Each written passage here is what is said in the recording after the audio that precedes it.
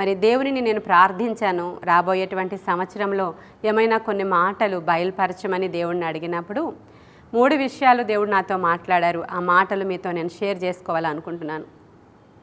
మరి రాబోయేటువంటి సంవత్సరంలో ప్రకృతి కొంచెం గందరగోళం చేస్తుంది. మనకి పెద్ద పెద్ద గాలులు రావడం, చెట్లు పడిపోవడం, గందరగోళం అవ్వడం, కొంత నష్టం జరగడం, అటువంటివి జరుగుతూ ఉన్నట్లుగా మరి దేవుడి దర్శనంలో బయలుపరిచారు.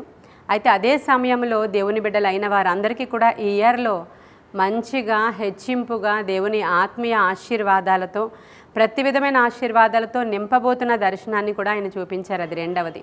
3వదిగా చాలా ఎక్కువగా స్వార్థము అనేది మన కళ్ళారా చూసేటట్లుగా మనమే చూస్తాము, క్లియర్గా మనకి కనిపిస్తుంది.